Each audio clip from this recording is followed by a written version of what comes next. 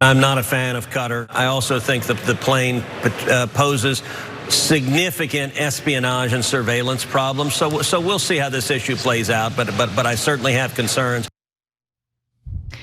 Republican Senator Ted Cruz, who you just heard from, is far from the only politician or even the only Republican who's speaking out against their king, Donald Trump, for considering accepting a $400 million plane to essentially serve as Air Force One that would be gifted by the Qatari royals. Apparently, all of a sudden, you have all these conservatives who are worried about government corruption. In fact, conservative media personalities, representatives, and senators who seem to totally be okay with corruption in all other forms suddenly have this issue with Qatar bribing one of our politicians, in this case, the president of the United States. Others are defending Trump, but we'll get to them later, Cenk. Yeah, so shocked to find gambling in this establishment. So it turns out that maybe other countries are trying to influence them. I wonder if the top lobbying group in the country that has the word Israel in its name is mentioned by any of these people. Oh, that's so weird. None of them mention it, and neither does the media. The media that's now saying, I can't believe Biden lied to us. It turns out he was old. What are we, reporters? How could we figure that out? Yeah. Is going to say one day when they get caught on AIPAC and the fact that they never, ever, ever covered the fact that AIPAC was the #1 donor in this election cycle, etc. They will then go, I didn't know. It turns out that this lobbying group was for Israel. All I knew about was bad Qatar. Bad Qatar. So we're gonna give you all those details, but as we give you these folks who are pretending to care about this, I need you to remember that Qatar is home to the forward headquarters of United States Central Command in the Middle East. And it also has Combined Air Operations Center for the United States in Qatar. So Qatar is an actual ally that actually allows bases in their country and has greeted us with open arms throughout. But but they only took care of Trump. They didn't take care of Ted Cruz and all the media and all the other politicians. So whereas the AIPAC did, and all of a sudden that's why we have concerns. So here's a quick compilation of various conservatives, various Republicans who take issue with the notion that Trump should accept this gift from Qatar. Taking sacks of goodies from people who support Hamas, the Muslim Brotherhood, Al Jazeera, all the rest. That's not America first. Like, please define America first in a way that says you should take sacks of cash from the Qatari royals who are behind Al Jazeera. If you want President Trump's agenda to succeed, taking jets from Qatar is not the way. Taking real estate deals from Qatar is not the way. The largest obstacle to any administration is scandal. Obviously, we don't want to be straight up accepting any type of gift from any foreign government, certainly not one that can be viewed in a way that obviously has been presented here. I do think the jet probably sends the wrong signal to people, and I don't like the look or appearance of it, so I would hope that he would reject it. The Constitution specifically says you can't take gifts from foreign leaders. I don't like it. There's a reason that people can't even buy me a steak dinner. It's not necessarily that you can prove that I've got an ethical problem. It's that the appearance of it doesn't look great. Yeah, this is the kind of discussion that typically takes place on corporate media. Corporate media loves to cover political bribes 24/7. I mean, the real muckrakers are in the corporate press. And they like to have these conversations, Cenk. They take issue with corruption. Yeah, so look, some folks are upset about the plane that have nothing to do with the hypocrisy on Israel, right? So I'm included among them. I don't think you should take the plane. I don't know why another country is giving us Air Force One. That seems dangerous. And the fact that Trump is gonna keep it after the election is ridiculous.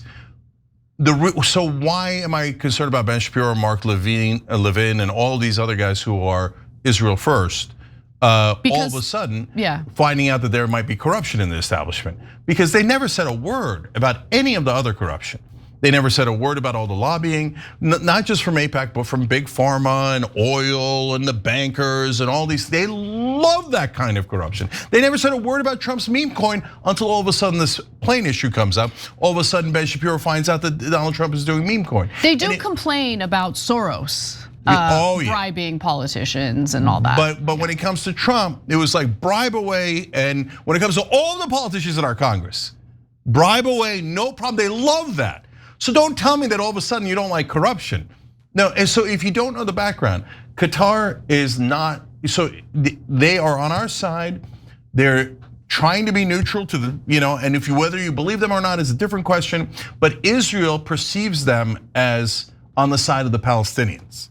And so since they're on the side of the Palestinians, every supporter of Israel here apparently got a memo. I don't know how, but like they all, or they already knew, right? Because this is an issue they care deeply about, right? So they're like, oh, Qatar is now unduly influencing Trump. Yeah.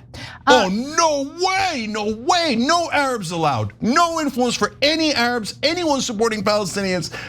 That's it, turn on Trump. Everybody turn on Trump. And all of a sudden there's a cacophony. And all of a sudden, every time you turn on a TV, pick up any paper, all of a sudden we care about Donald Trump's corruption. We've been covering it throughout. We told you all those stories, right? So we have the credibility to say, I don't like this plane thing.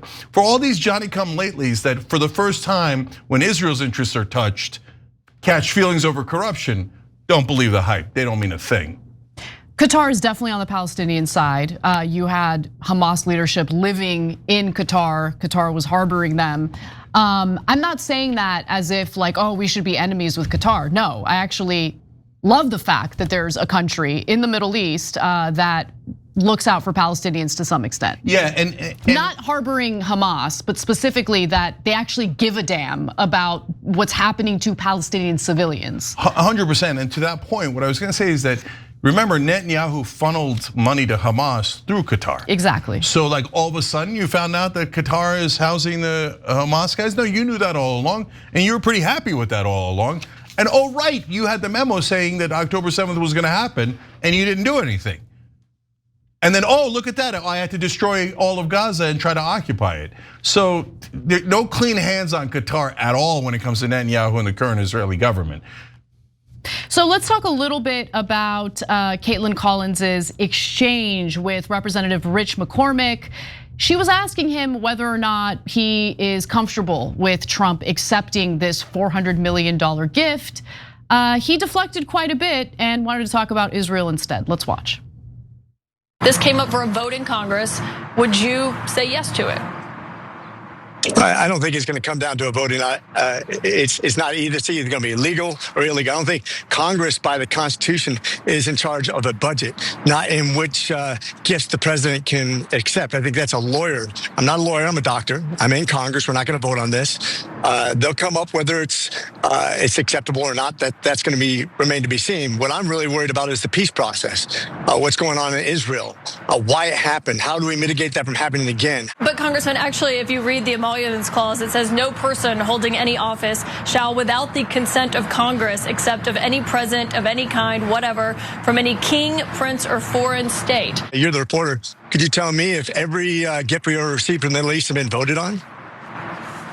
Because I don't remember that at all. So I'm just asking. I'm saying this is the emoluments general clause. purposes. I mean, typically presidents are not supposed to accept gifts from Is there? foreign leaders. But I know we have, though. Historically, we've accepted gifts from all over the world.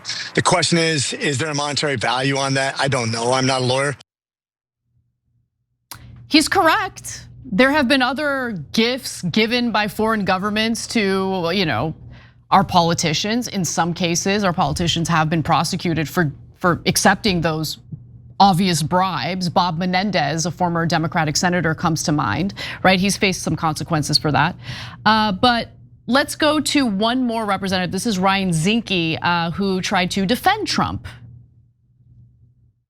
I don't think it's a personal gift. I think it's government to government. But is that a workaround? Because he said it's going to go to the Trump Presidential Library after. Well, we'll see where it goes. So what do you think, though? Are you for it, against it? Where do you stand? Do you have any ethics concerns or constitutional concerns? I'm glad Pam Bondi stepped in and looked at it from a legal point of view, which is helpful. You know, again, I'll go back. This must be one heck of a plank. Remember who President Trump is.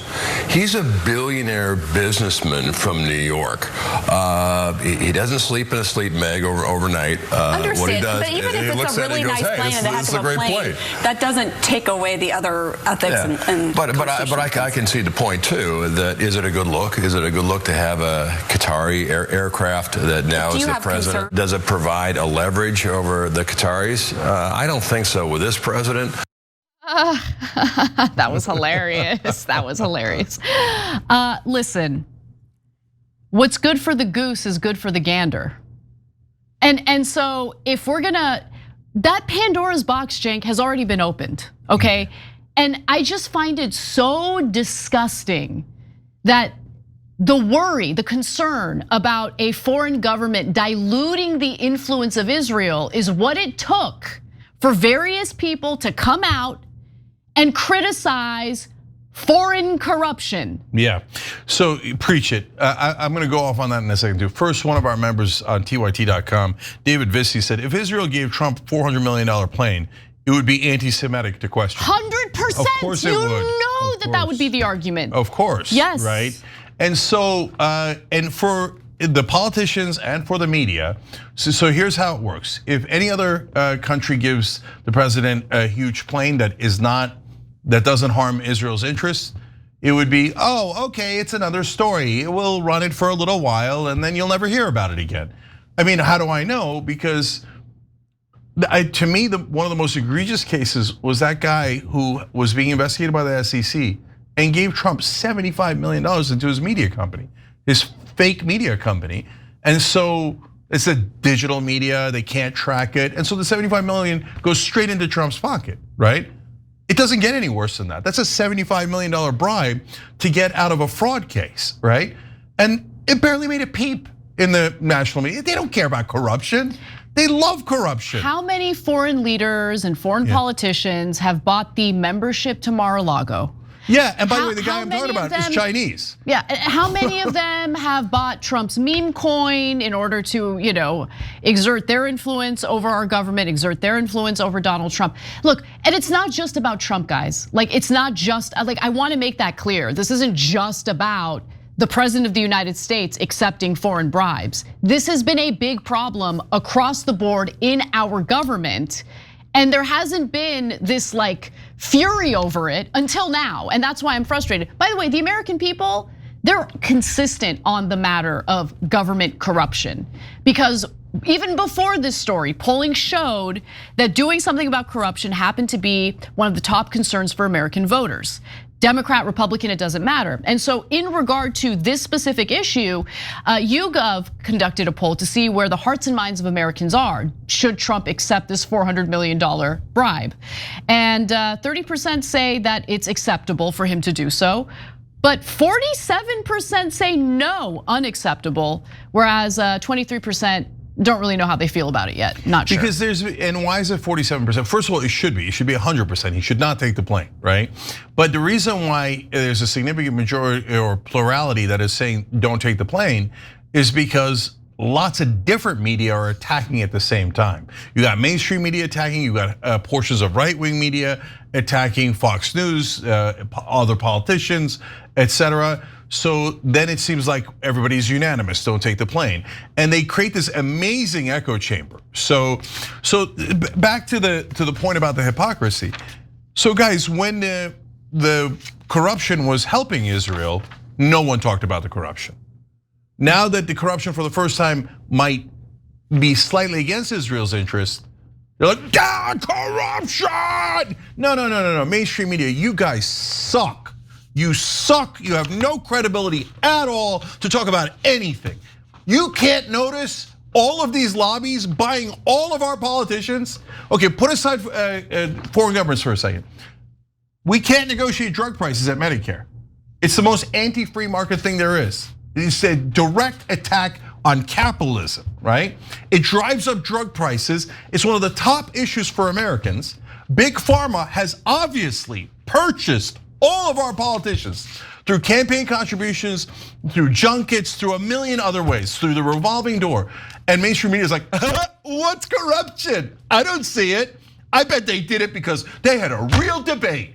And it turns out the people who want sky-high drug prices and for the big pharma to steal a couple of $1 trillion from the American people, they won that debate. And now you're talking to me about corruption, okay? No, you guys love corruption. You're the #1 benefactor of corruption because the money in politics goes to mainstream media ads.